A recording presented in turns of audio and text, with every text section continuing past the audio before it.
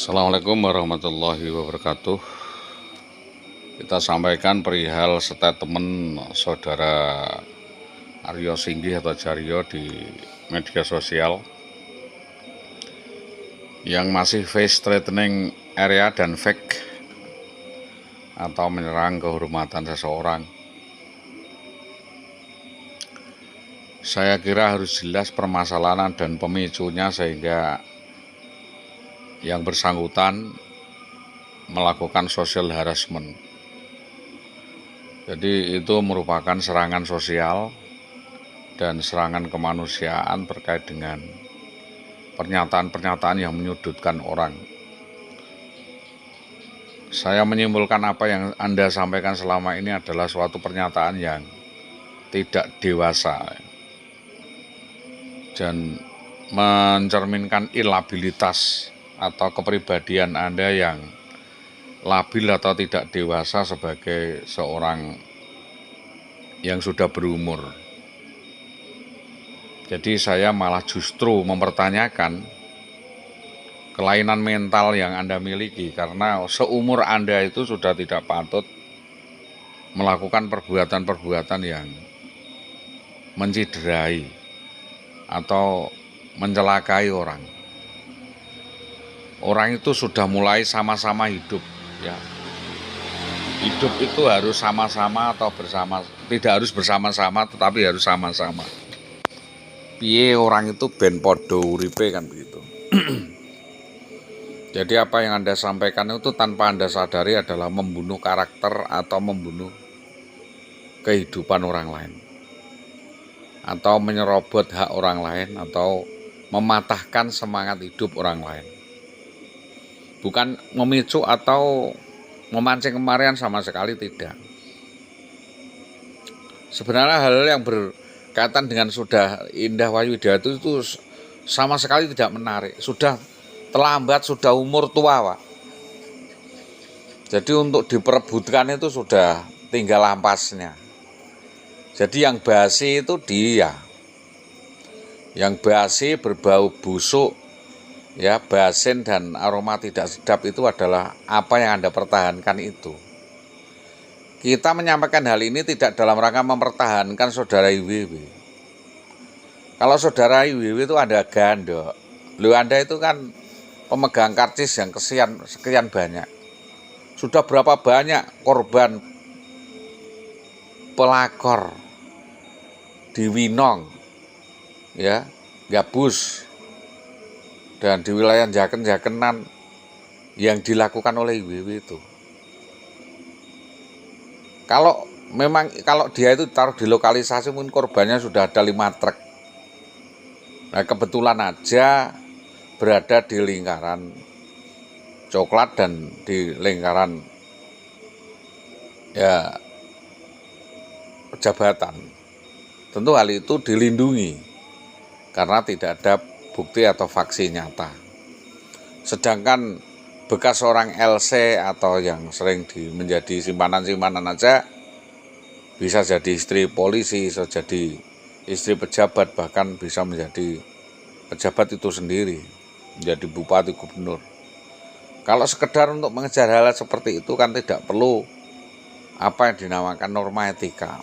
Tetapi norma dan etika dalam spesifikasi definisi itu kan ada, dan itu memicu, dan itu menjadi pelajaran bagi saya bahwa tidak semua orang mengenal nilai-nilai independensi atau menghargai otonomi dependensi seseorang, karena setiap orang itu memiliki pribadi bebas, memiliki pribadi merdeka di dalam mengemukakan pendapat dan lain sebagainya. Dan apa yang Anda sampaikan itu, entah itu masuk fake penghinaan atau tidak, tentunya kepolisian yang menentukan.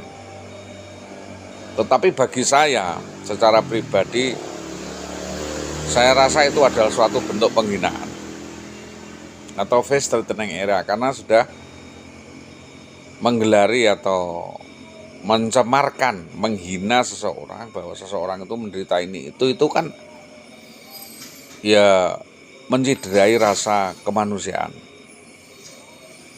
seolah-olah menghina, ngenyek gitu. Dan itu sebenarnya secara agamis tidak sah-sah saja. Tapi kalau secara aturan-aturan norma etika, itu jelas melanggar norma etika.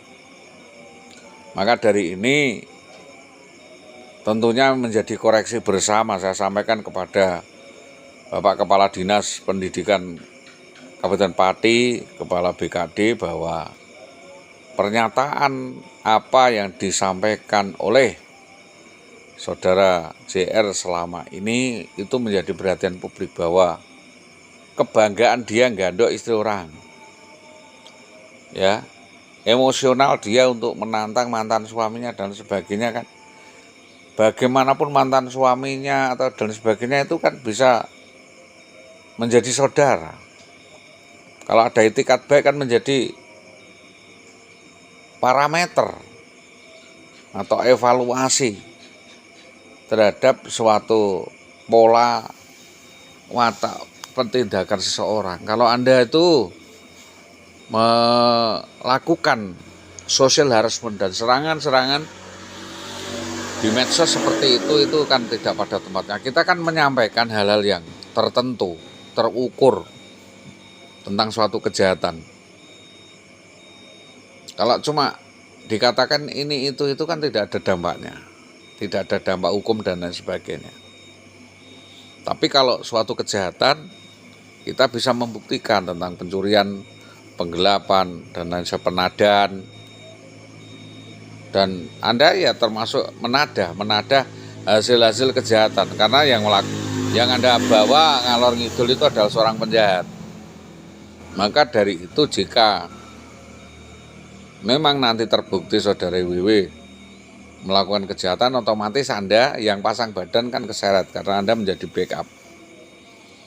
Otomatis bisa menjadi dalang dari seluruh peristiwa yang terjadi. Jadi sudah tidak bisa Anda mungkir lagi atau pukir bahwa Anda tidak melakukan ini itu, karena sudah terekam semua, ada jejak digitalnya.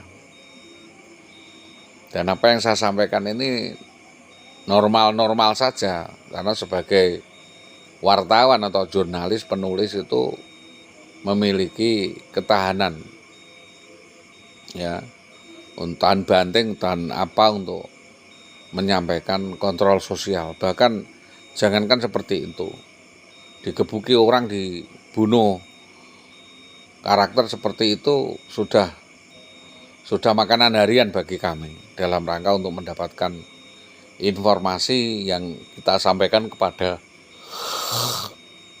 masyarakat, ya.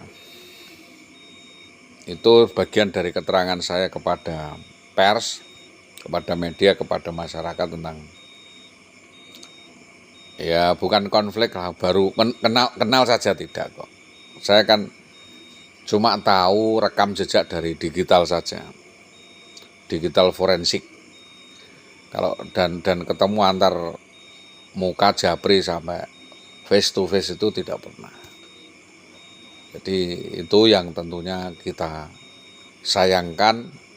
Sebagai tindakan seorang guru tentunya memiliki normalisasi, ya, mempunyai standar ukuran norma etika dan keterbukaan di dalam rangka untuk melakukan atau tidak melakukan. Karena apa?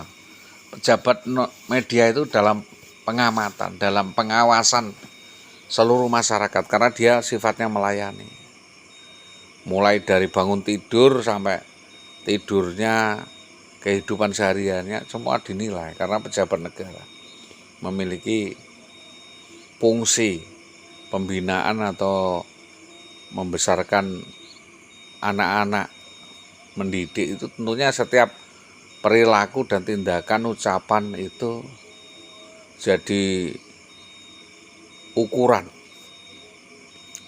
menjadi semacam, ya, sentral dari setiap pernyataan yang harus disampaikan, sehingga harusnya bisa mengendalikan emosi, mengendalikan perasaan, mengendalikan nafsu, mengendalikan marah, dan mengendalikan segala-galanya. Kalau masih punya sifat dan sikap iri, dengki, dan main serong seperti itu, untuk umur-umur segitu yang sudah umur 70-an tahun, 60-an tahun seperti itu, saya kira itu justru kelainan, itu yang edan siapa gitu. Itu begitu. Nanti kami sampaikan, wong wis tua Pak, sudah umur lah. Kalau bisa ya mikir anak, putu, insaf. Yang seperti itu ya biar seperti itu, karena itu memang gawan bayi, gawan lahir. Kenakalan itu dan jejak-jejak kriminalitas itu kan udah kita sampaikan semua, bahwa saudara IWW itu kan dibawa dari sana kan sudah kelainan. Dibina di sini, didandani di sini, barangkali nanti bisa membina keluarga dan bertindak baik, tapi ternyata apa yang terjadi adalah seperti itu. Jadi semuanya sudah terencana dan terukur. Kami mendidik anak-anak, udah sepadankan. Mau kita buatkan toko, kita buatkan usaha, setelah ini nanti usaha seperti ini, pasca ini membangun rumah. Tetapi dia itu corone ini raiso dipercayanya. Jadi udah kalau pegang uang itu sudah belanjanya tidak terkendali. Mbok untung mbok ora babas. Akhirnya ya seperti itulah. Akhirnya kebanyakan utang, kebanyakan gaya, menipu sana sini, membohongi. Dan itu Anda bantu, tidak Anda kritisi. Harusnya dinas pendidikan itu punya autokritik, monitoring, evaluation, termasuk evaluasi tindakan etika dan kelainan-kelainan biar tidak berlebih-lebihan atau membabi buta. Itu yang saya sampaikan kepada mulai dari Bapak Kepala Sekolah, Bapak Koordinator, sampai dengan PGTK, PGSD. Demikian apa yang dapat kami sampaikan, barangkali nanti bisa menjadi perhatian dan untuk para pihak bisa menjadi teguran agar supaya perilaku-perilaku yang tidak mendidik itu diperingatkan. Jangan terlalu kan begitu. Biasa-biasa saja lah, ya begitu-begitu, tapi ya biasa-biasa saja, jangan sampai dipamer-pamerkan. Dan tentunya karena dia yang Anda pamerkan itu punya permasalahannya, nanti kan menyangkut ke perasaan orang dan Anda nanti jadi permasalahan baru. Itu yang dapat kami sampaikan atas kerjasama yang baik dari Bapak dan Ibu. Saya sampaikan terima kasih. Selamat pagi. Assalamualaikum warahmatullahi wabarakatuh.